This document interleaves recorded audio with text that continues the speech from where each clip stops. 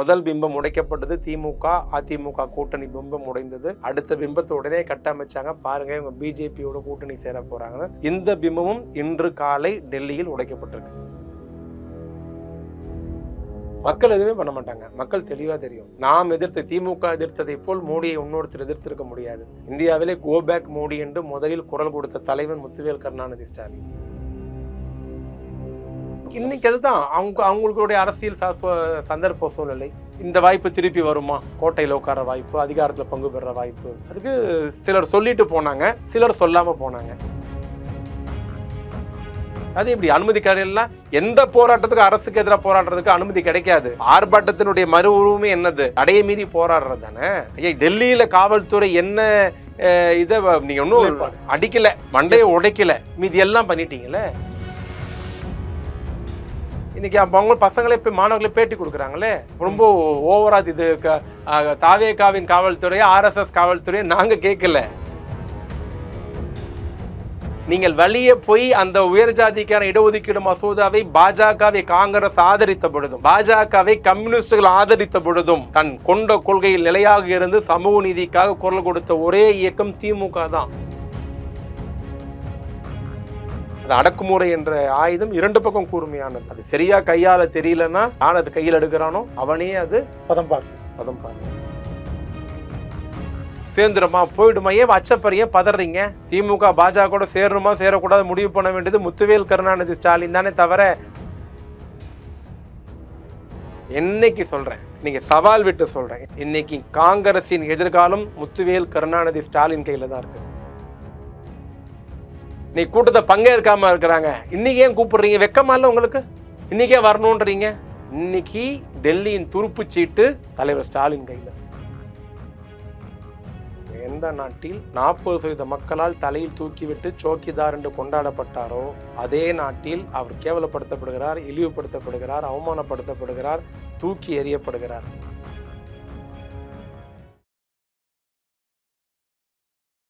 தமிழ்நாட்டுல எல்லாமே சேஞ்ச் ஆயிடுச்சு. உங்க நகையையும் சேஞ்ச் பண்ணுங்க. உங்க பழைய நகைக்கு கிராமுக்கு 150 ரூபாய் கூடுதலா வாங்கி புது நகை எடுத்துக்கோங்க.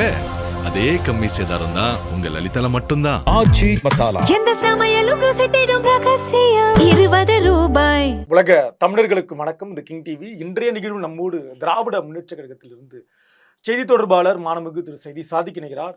தொடர் வணக்கம். வணக்கம். திராவிட முன்னேற்ற கழகம் மீதான படி, எந்த படியை அரசியல் ரீதியாக திமுக மீது தூக்கி போட்டாலும் சுமக்க வேண்டிய கட்டத்தில் திமுக 30 ஆண்டு காலமாக இருக்கிறத நான் பார்த்துருக்கேன். நீங்களும் பயணிக்கிறீங்க. அதிமுக திமுகவுடனான கூட்டணி, அதிமுக திமுகவும் கூட்டணி அப்படின்னாங்க. இன்னைக்கு திமுக பாஜக கூட்டணின்றாங்க. இந்த இரண்டையும் நாங்க எப்படி உள்வாங்கிறது? மக்கள் எப்படி? ரெண்டுமே புறந்தள்ள வேண்டிய பயிற்சி, ரெண்டுமே ஏற்றுக்கொள்ள முடியாதது. பல ஊடகங்கள்ல பலர் தோன்றி பேச ஆரம்பிச்சாரு. முதல்ல கதர்னது தாவேகா, பாத்தீர்களா திமுக அதிமுக கூட்டணின்ட்டு. இப்போ கதறது பாத்தீங்களா பிஜேபி திமுக கூட்டணி அப்படின்ட்டு. சரி, ஆனா களத்துல அது இல்லையே. சரி, திரையிலையும் இல்லை, தரையிலையும் இல்லை. சரி, அது இவர்களுடைய தோல்வியை மறைப்பதற்காக, மக்களை திசை மாற்றுவதற்காக, இவர்கள் மீது இருக்கிற அந்த கொஞ்ச நெஞ்ச மரியாதை காப்பாற்றிக் கொள்வதற்காக இவர்களாக உருவாக்கின ஒரு பிம்பம். ஞாபகம் வைத்துக் கொள்ளுங்கள், பிம்பத்தை நீண்ட நாள் நிலைத்திருக்க செய்திருக்க முடியாது. முதல் பிம்பம் உடைக்கப்பட்டது. திமுக அதிமுக கூட்டணி பிம்பம் உடைந்தது. அடுத்த பிம்பத்தை உடனே கட்டமைச்சாங்க. பாருங்க இவங்க பிஜேபியோட கூட்டணி சேர போறாங்கன்னு. இந்த பிம்பமும் இன்று காலை டெல்லியில் உடைக்கப்பட்டிருக்கு. நான் மறுபடியும் தெளிவாக சொல்ல விரும்புறேன். அதிமுக திமுக கூட்டணின்ற பிம்பம் உடையலன்னு நான் சொல்றேன். எத்தனை அடிப்படையில் களத்துல பாக்குற மக்கள் ஆமாங்க அதிமுக திமுக கூட்டணி விரும்பாத காரணத்தால தான் அதிமுகவிலிருந்து எம்எல்ஏக்கள் ராஜினாமா பண்ணிட்டு தாவேகாவுக்கு வந்தாங்க அப்படின்னு மக்கள் சொல்றதை நான் கேட்டுருக்கேன். மக்கள்லாம் அப்படிலாம் யாரும் பேசல. மக்கள் அந்த அளவுக்குலாம் அரசியல்லாம் உற்று நோக்கல. அவ்வளவு உற்று நோக்கக்கூடிய இருந்தா யாரும் விஜய்க்கு ஓட்டு போட்டிருக்க மாட்டாங்க. சரிங்களா? இந்த கருத்து எதிரொலித்து இருக்கிறதுன்றது இல்ல இல்ல நீங்க நடக்கலன்னு இல்ல. அது மக்கள் இல்ல. சரி, தெளிவா சொல்றேன். அந்த அளவுக்கு மக்கள் உற்று நோக்கி இருந்தால் தற்கூரிகளுக்கு ஓட்டு போட்டிருக்க மாட்டாங்க. ஒண்ணு. சரி, ஓகேங்களா? ரெண்டாவது, இவங்க 6 பேர் போறதுக்கு காரணம் தேவைப்பட்டது. எடப்பாடி பழனிசாமியின் தலைமை விமர்சனம் பண்ணணும், ஒரு விமர்சனம் பண்ணாங்க, சொல்லாம கொள்ளாம போயிட்டாங்க. நம்பிக்கையில்லா தீர்மானத்துல எழுந்து நின்னாங்க. பட்டவத்தனமா தெரிஞ்சது. கொறடா உத்தரவுக்கு மீறினதுக்கு பதவி பறி போனோம். இதுக்கு ஒரு காரணம் தேரணும், சப்பக்கட்டு கட்டணும் இல்லையா? அதுக்கு அவர்களால் உருவாக்கப்பட்டது தான் இந்த அதிமுக திமுக கூட்டணி அப்படின்ட்டு உருவாக்குனாங்க. என்ன விளைவுக்காக உருவாக்குனாங்க? என்ன எதிர்பார்த்து என்ன வேணா, உருவாக்குனாங்க? அதாவது அதிமுக திமுக கூட்டணி பத்தி என்கிட்ட பேசுனாங்கன்னு யாருன்னா சொன்னாங்கன்னா, இதுல அண்ணன் திருமாவளவன் தான் பாதி பொய் சொல்றாருன்னு அர்த்தம். ஏன்னா அண்ணன் திருமாவளவனை தான் முதல்வர் ஆக்கவே ஒரு பேச்சு நடந்தது. ஆமா, அத அவர் வெளியே சொன்னாரா? ஆமா. இல்ல இல்ல ஏன்? இல்ல இல்ல. ஐயா காதர் மொய்தீன் வெளியே பேசி இருக்கலாமா? அரசியல் நாகரிகன்னு ஒண்ணு இருக்கு. இப்படி பேசலாமா? இப்படி வாய்ப்பு இருக்கு, இந்த இந்த இந்த ஸ்டென்ட் எடுக்கலாமா, இப்ப இப்படி முயற்சி எடுக்கலாமான்னு அரசியல் நோக்கர்கள் வந்து ஆலோசனை செய்கிற பொழுது உங்ககிட்ட கருத்து பரிமாற மாதிரிதான் காதர் மொய்தீன் கிட்டேயும் திருமாவளவன் கிட்டேயும் பொது உடைமை பரிமாறப்பட்டது. இப்படி எல்லாம் பேசுறாங்களேப்பா, என்னப்பா பண்ணலாம்? நான் பண்ணலான்ட்டு. ஆனா அதை நீ வெளியே பேசலாமா? உங்க வயசுக்கு உங்க தகுதிக்கு ரொம்ப வெளிப்படையா இருந்திருக்காங்கன்னு புரிஞ்சுக்கலாம். இது வெளிப்படையில இது ஒளிஞ்சு மறைக்கிறதுக்கு என்ன இல்ல. இது போற இடத்துல நல்ல பேர் வாங்குறதுக்கு இன்னொரு ஒரு சோபா எக்ஸ்ட்ரா வராதான்னு கேட்கறதுக்கு தான், வேற என்ன. உங்களோட பயணிச்சவங்க, உங்க கூட இருந்தவங்க, நீங்க சொல்ற இந்த சோஃபான்ற வார்த்தை இன்னும் அவங்கள வெறுப்படைய வைக்குது. ரொம்ப தூரமா தள்ளி விடுறீங்களே. எங்க கூட தொடர்ந்து 2010 பயணிக்கிற இந்திய முஸ்லீம் லீக்காக இருந்தாலும் அல்லது திருமாவளவன், அந்த மூன்றாம் மக்கள் நல கூட்டணி எதுவாக இருந்தாலும் எங்களோடு இருந்து விஜயோடு சேருவதற்கு 4 நாட்கள் முன்னாள் வரை அவங்க பேசின பேச்செல்லாம் எடுத்து பாருங்க. நாங்க எதுவுமே சொல்லலை. சரி, ஐயா காதர் மொய்தீன், அண்ணன் திருமாவளவன், அண்ணன் ராமகிருஷ்ணன், இப்பதானே சண்முகம் ராமகிருஷ்ணன், அண்ணன் சண்முக அண்ணன், ஐயா முத்தரசன், இப்போ வந்திருக்கிற ஐயா வீரப்பன், இவர்கள் எல்லாம் கரூர் சம்பவம் நடைபெற்ற பொழுது 41 பேர் செத்த பொழுது, இந்த நடிகர் பிடரி அடித்து ஓடி வந்த பொழுது, முதலமைச்சர் நைட்டு 2 மணிக்கு மருத்துவமனைக்கு சென்ற பொழுது இவர்கள் பேசிய அந்த பேச்சுக்கள் நான் எதுவுமே சொல்லலை. நான் ஏன் விமர்சனம் பண்ணணும்? நாளைக்கு அவங்க இந்த பக்கம் வரலாம். இல்ல, மே 4க்கு பிறகு திமுக நான் கேட்கறது, அன்னைக்கு நீங்க பேசின பேச்சு எல்லாமே மே 4ஓட முடிஞ்சு போச்சுன்றாங்க. இல்ல அப்ப எடுத்து பாருங்க. நீங்க எங்க கிளாஸ் எடுக்காதீங்கன்ற. இப்ப நீங்க சொன்னீங்கல்ல உங்க கூடயே பயணித்தவர்கள் இப்படி எல்லாம் பேசலாமா, நீங்க எடுத்து பாருங்க. இது எதுவும் கடந்த ரொம்ப 50 வருஷம் பின்னாடி இல்லையே, அன்னத்த செகண்ட்ல பாக்கலாமே. இனியா அவ்வளோ கையே உலகமே கையில தானே அடங்கி இருக்கு இன்னைக்கு. சரி, உங்களுடைய எல்லா பேச்சுக்களும் இருக்கே.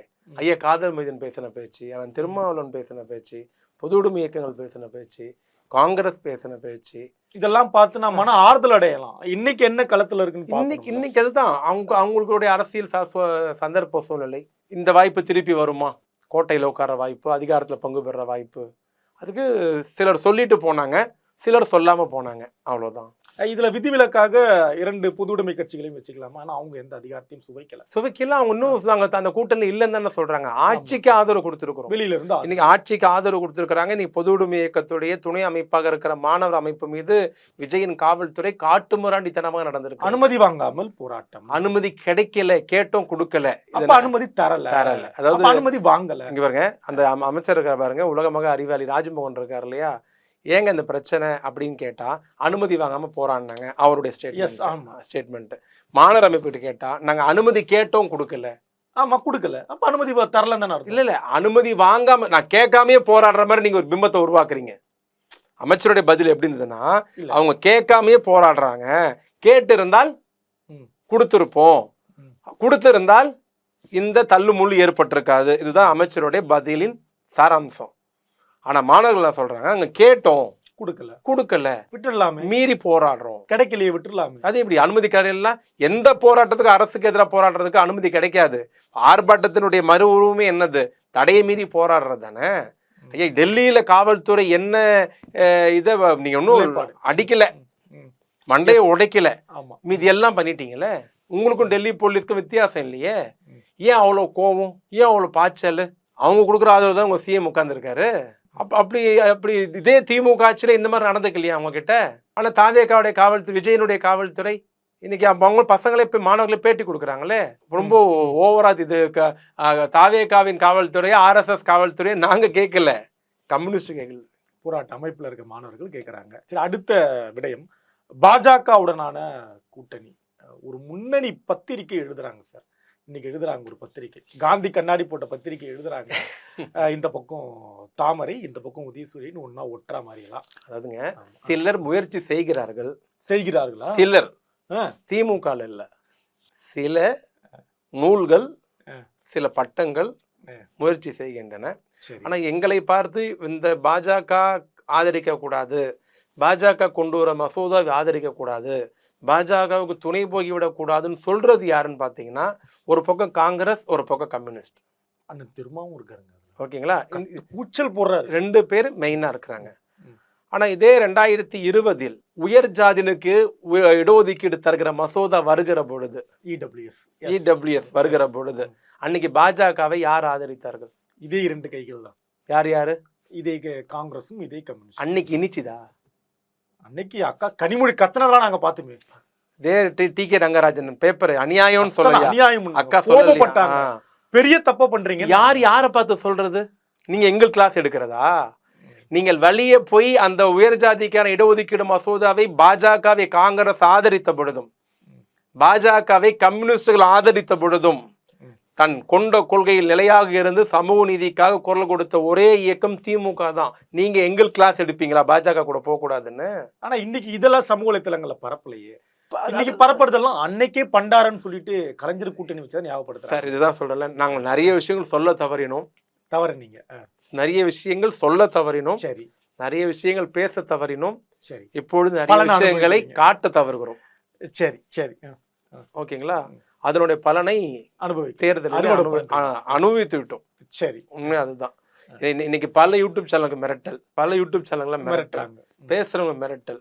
5 ஆண்டுகள திமுக ஆட்சியில் யார் மீது இந்த மாதிரிலாம் எடுத்தேன் கவிழ்த்தெல்லாம் கைதெல்லாம் பண்ணல. முதலமைச்சரை ஒருமையில் பேசலாம் உண்டு, முதலமைச்சரை திறந்தாழ்ந்து பேசியதெல்லாம் உண்டு, முதலமைச்சர் குடும்பத்தை பேசியதெல்லாம் உண்டு. முன்னாள் முதலமைச்சர் திரு கலைஞர், அதான் தலைவரையும் சரி, கலைஞரையும் சரி, இப்ப இருக்கிற தலைவரையும் சரி பேச உண்டு. ஆனா இப்படிலாம் எடுக்கல. ஆனா இன்னைக்கு பாக்குறோம், கவனிக்கிறீங்க, வன்முறை என்ற வாள் கத்தி 2 பக்கம் கூர்மையானது, அதை மறந்துடக்கூடாது. அது அடக்குமுறை என்ற ஆயுதம் 2 பக்கம் கூர்மையானது. அது சரியா கையால தெரியலன்னா யான் அது கையில் எடுக்கிறானோ அவனே அது பதம் பார்க்கும். பாஜகவுடனான கூட்டணி அந்த கேள்வியிலிருந்து இன்னும் விலகல. அது என்ன பண்ணலாம்? தயாரா இருக்காங்க பாக்குறவங்களே பாஜகவுடனோட திமுக கூட்டணி? செய்தி எல்லாம் வருது. அரசியல் தெளிவில்லாதவர்கள், அரசியல் புரிதல் இல்லாதவர்கள் இப்படி சொல்லலாம். கேட்ட இந்த ஒரு கேள்வி பதில் சொல்ல பத்திரிக்கைலாம் எழுதுறாங்க. சரி, இந்த ஒரு கேள்வி பதில் சொல்லுங்க. மக்கள் என்ன ஞாபகம் மருதி முட்டாள் நினைச்சிட்டு இருக்காங்களா? அன்னைக்கு பாஜக ஏன் ஆதரிச்சீங்க? காங்கிரஸும் கம்யூனிஸ்டும் உங்க கொள்கை பாஜக ஆதரிக்கிறதா? நல்லது கொண்டு வந்து ஆதரிப்போம். ஒரு ஆட்சி கொண்டு வர்றது நல்லது கெட்டது நீங்க எப்படி தீர்மானிப்பீங்க? நான் பகிரங்கமா சொல்றேன், மோடி எது கொண்டு வந்தா கெட்டது தான். ஏன் உங்களும் அப்படி சொல்ல முடியல? ஏன் ஆதரிச்சீங்க? மண்டல் கமிஷன்ல பாஜக நிலைப்பாடு என்ன? காங்கிரஸ் நிலைப்பாடு என்ன? விபி சிங் ஆட்சி கவுத்தது யாரு? பேசுறோம்னா பேசிட்டே போலாம். அதை தொடர்ந்து ரத யாத்திரை நடத்தினது யாரு? தொடர்ந்து அத்வானி கைது பண்ணது யாரு? சரி, இந்தியாவின் மத கலவரத்தை துவக்கி வச்சது யாரு? அதெல்லாம் பேசிட்டே போலாம். இப்ப சப்ஜெக்ட் உங்களுக்கு திமுக சேர்ந்துருமா போயிடுமா? ஏன் அச்சப்பறிய பதறீங்க? திமுக பாஜக சேரணுமா சேரக்கூடாது முடிவு பண்ண வேண்டியது முத்துவேல் கருணாநிதி ஸ்டாலின் தானே தவிர ப. சிதம்பரமோ திருமாவளவனோ சண்முகமோ வீரபாண்டியன் அல்ல. சில ஊடகங்களும் கிடையாது. புரோக்கர் வேற பாக்குறவங்க கிடையாது. சரி, தெளிவா இருக்கீங்க அதுல. நம்ம நிச்சயமா மீம்ஸ் எல்லாம் போட்டுட்டே இருக்காங்களே. கீழே மேல திரு ஸ்டாலினும் மூடி மணியே போவதாகவும், கீழே ஏற்கனவே வாஜ்பாயும் கலைஞரும் இருக்க மாதிரி மீம்ஸ் எல்லாம் வேகமா அந்த வாஜ்பாயும் கலைஞர் இருக்கிற மாதிரி இந்த மீம்ஸ் போடுறவங்க வேகமா பரவும். அவங்க 2 பேர் இருக்கிற போது பிறந்தே இருக்க மாட்டாங்க.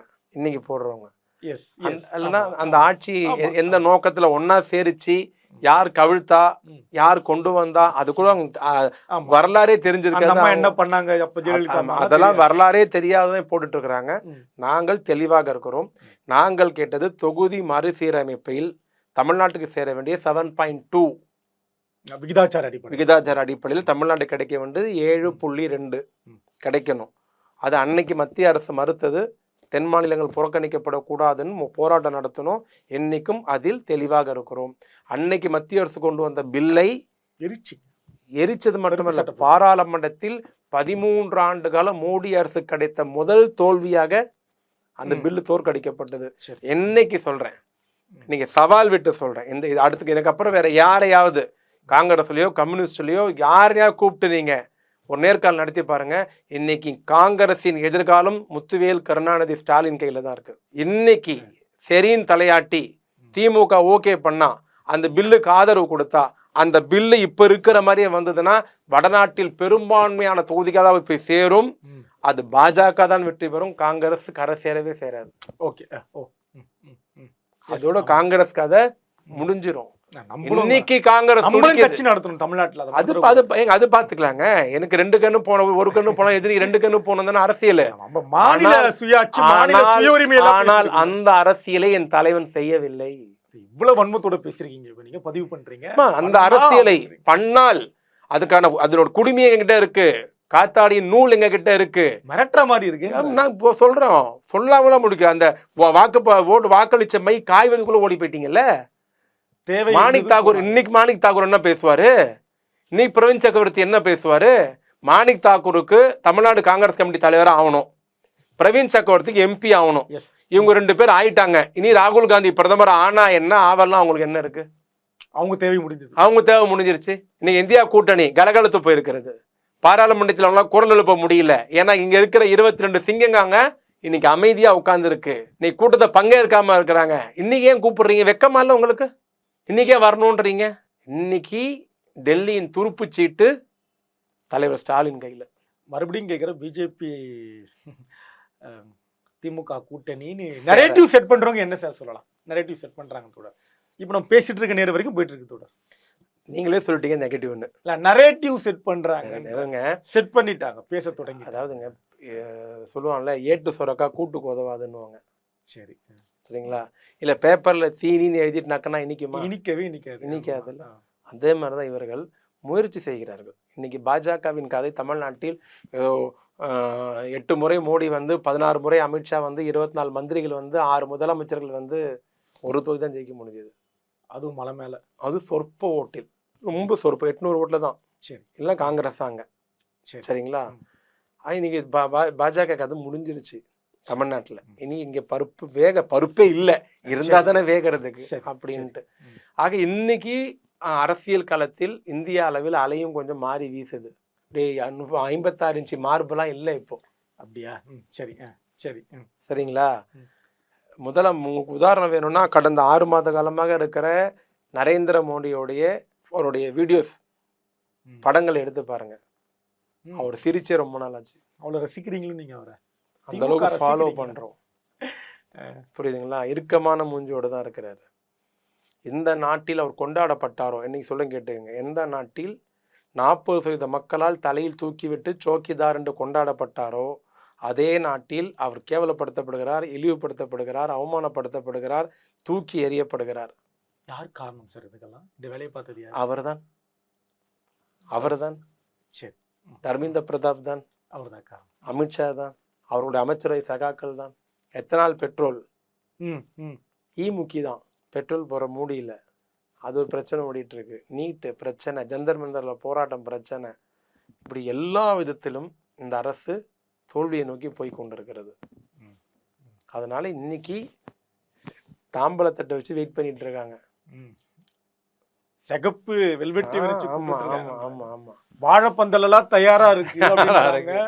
டெல்லிக்கு புறப்பட போகிறார் ஸ்டாலின். ஆனால் இன்று ஜந்தர் மண்டலில் அமித்ஷா காவல்துறையால் அடித்து மண்டை திறக்கப்பட்ட, மருத்துவமனையில் அனுமதிக்கப்பட்டிருக்கிற மாணவர்களை சந்திப்பதற்கு திமுக நாடாளுமன்ற உறுப்பினருக்கு அனுமதி மறுக்கப்பட்டிருக்கிறது. ஆனா நீங்க சொல்றீங்க பாஜக கூட கூட்டணி சொல்றாங்க சார். அவங்க என்ன எதிர்பார்த்து நீட்டை எதிர்த்து டெல்லியிலே குரல் எழுப்பியிருக்கிறோம். ஆனால் நீங்க சொல்றீங்க பாஜக கூட கூட்டணி சொல்றாங்க. பாராளுமன்றத்தில் சபாநாயகரை முற்றுகையிட்டு போராட்டம் நடத்துகிறோம். சபாநாயகர் யார் ஆளு? அவங்க ஆளு தானே சார். அவர் எடுத்து போராட்டம் நடத்துறோம். நீங்க சொல்றீங்க பாஜக கூட்டணி. மக்கள்கிட்ட சொல்றாங்களே சார், அவங்க திணிக்கிறாங்க. ஒரு ஒரு பொய்யான ஒரு கருத்தை, பிம்பத்தை உருவாக்க முயற்சிக்கிறாங்க. சரி, வேற யாருமே இல்லை. ஏன்னா இப்ப சொல்லாம திருமாவளவன் போயிட்டாரு, கம்யூனிஸ்ட் போயிடுச்சு, காங்கிரஸ் போயிடுச்சு, முஸ்லீம் லீக் போயிடுச்சு. இவங்க போனதுக்கு ஒரு நியாயம் வேணும்ல. கட்டாயம் ஒரு காரணம், சப்ப கட்டு கட்டணும்ல. பாருங்க, நாங்களாம் வந்து திமுக பிஜேபி கிட்ட போயிடுச்சு அப்படின்னு ஒரு பிம்பத்தை உருவாக்குறது முயற்சி பண்றாங்க. ஆனா களமும் நேரமும் அதுக்கு ஒத்துழைக்கல. மக்கள் என்ன பண்றாங்க? மக்கள் எதுவுமே பண்ண மாட்டாங்க. மக்கள் தெளிவா தெரியும். நாம் எதிர்த்த திமுக எதிர்த்ததை போல் மோடியை இன்னொருத்தர் எதிர்த்திருக்க முடியாது. இந்தியாவிலே கோ பேக் மோடி என்று முதலில் குரல் கொடுத்த தலைவன் முத்துவேல் கருணாநிதி ஸ்டாலின். இந்தியாவிலேயே இவ்வளவு கடுமையா எதிர்த்துட்டு இந்தியாவிலேயே என்னப்பா கூட்டணி போறாங்க இப்ப இப்படி இந்தியாவிலேயே மோடியை ஐஐடியில் பின்புற வாசல் வழியாக செல்ல வைத்ததும் நீங்க தான் நாங்க கருப்பு பலூனை பறக்க விட்டீங்க. எல்லாம் நாங்க தான். அது மக்களுக்கு தெரியும், மோடிக்கே தெரியும். இது அவருக்கு தெரியுமா? அதான் நாங்க சேர போறோம்னு சொல்றது அவருக்கு தெரியுமான்றதான் கேள்வி. நன்றி நன்றி நன்றி. தமிழ்நாட்டுல எல்லாமே சேஞ்ச் ஆயிடுச்சு. உங்க நகையையும் சேஞ்ச் பண்ணுங்க. உங்க பழைய நகைக்கு கிராமுக்கு 150 ரூபாய் கூடுதலா வாங்கி புது நகை எடுத்துக்கோங்க. அதே கம்மி சேதாரம் தான் உங்க லலிதால மட்டும்தான். ஆச்சி மசாலா. எந்த சமையலும் ருசி தேடும் ரகசியம் 20 ரூபாய்.